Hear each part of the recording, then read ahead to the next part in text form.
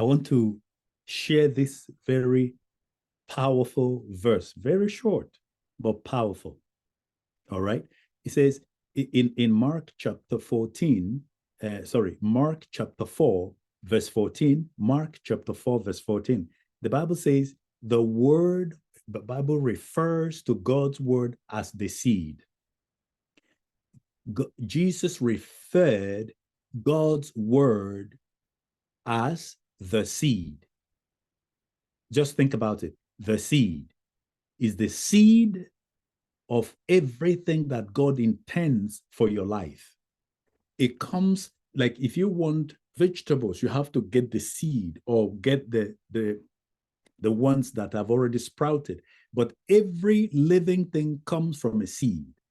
Now, Jesus is saying, it refers God's word to the seed.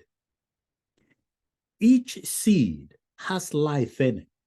When you have a bunch of bean seeds, you could have a bean garden, a bean farm. If you have a bunch of apple seeds, you can have an apple orchard. You can have, all kinds of things that grow from the ground, grow from the seed. There's life in the seed. It looks weak. It looks limited. It may appear dry and dead, seemingly dead, but when the conditions are right, when it is planted in the soil, and in this case, the soil of your heart, God's word as the seed planted in the soil of your heart, and you allow it, you retain it, it is going to produce the will of God in your life. It's going to produce the peace of God, the joy of God. It's going to produce perfect health in you. It's going to produce love in you. It's going to produce, confidence in you. It's going to, the seed of God's word takes care of the things that we run from left to right to psychiatrists for. In fact, the seed of God also heals the body. The Bible says that he sent forth his word. And when the word is coming, it's coming just like an ordinary, seemingly impotent word, but there's spirit. The spirit of God is resident in the word of God. Just like the life of a plant is resident in the seed. See, so when you take an orange seed, there is orange or oranges, orange trees in that particular seed, because the life, the nature of the orange plant is in the seed. The nature of God is in the word. What is the thing that you desire?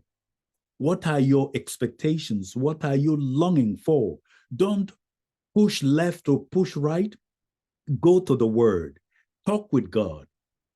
Open the Bible and read it. You are going to see that the Spirit of God will carefully plant the right seed in you. Planting the seed does not mean it's going to germinate tomorrow instantly. In some cases, God can be gracious and things can happen like that. But naturally, a seed takes time. It requires patience. It requires watering, nurturing. It requires the right conditions. If it's too cold, you got to keep it warm. If it's too wet, it's not good. If it's too dry, it's neither good. So you have to understand the nature of the seed you carry, and then you have to make sure that the condition of the soil, in this case your heart, is appropriate for the development of that seed, for the growth of that seed, for the proper sprouting and healthy growth of that seed. It is your condition, it is your responsibility to condition the soil.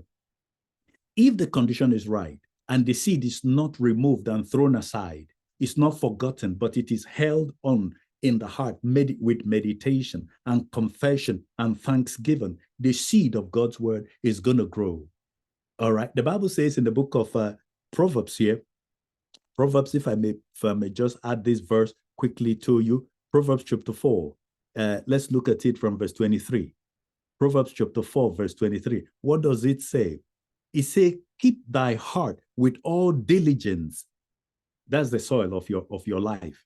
He said, for out of it are the life-given flows or issues. In other words, the nutrients that will produce, enhance the production of life or the release of life is there in your heart. So you got to keep your heart from unforgiveness, from guile, from impurities, from sin. Keep your mind from wandering in fear, anxiety, and all kinds of things that are not godly.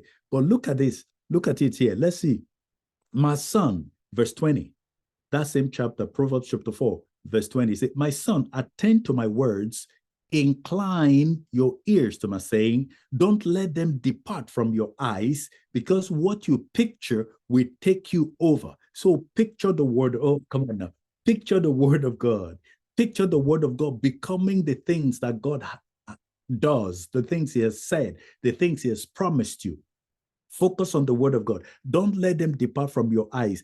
Keep them in the midst of your heart, your soil. Keep the seed of God's word in the middle, right, buried deep down in your heart. Why? Because it says, for it produces life to those who find them. So there has to be the equivalent time as dedicated to searching for it. He says, for there are life to those who find them, and health to all their flesh. I don't know whether you have anything called incurable disease. I don't know whether you have anything that you've been struggling with, maybe a family issue, financial issue, whatever the issue is, psychological, spiritual, whatever, physical issue. The word of God, it says it is health to all their flesh. And when we're talking about health here, we're not just talking about an injury that could be healed. We're talking about the sound mind, the peace of mind. We're talking about favor. We're talking about an all-encompassing, comprehensive thriving of your being. Your spirit will thrive, your soul will thrive, emotions will thrive, so your psyche will thrive, and your physical body will thrive. And the seed of God's word has the potency to bring about all this that I have just mentioned. I'd like to encourage you to gather the seed, store them in your heart with thanksgiving and praise. You are going to reap, you're going to enjoy the fruit, you're going to reap a bumper harvest. May the Lord bless you. Keep God's word in your heart. And if you feel like joining us for fellowship, please join us at 500 Charles Drive, Milton, Ontario, or join us online. You have our information there. And if you don't have our information or know how to get us, contact us and let us see how we can help you. Not just, even if you're not able to join us, but you have questions and you have things, prayer, or you need some spiritual guidance, let us know and we can point you the right direction. We can support you. We will walk with you. But before I leave, I want you to make up your mind to go for the seed of God's word. Don't look for fluff. Don't look for things that don't matter. Don't look for nice sounding words. Dig in and get the revelation of God's word and hold on to it. It will produce God's will in your life. May the Lord bless you. Thank you.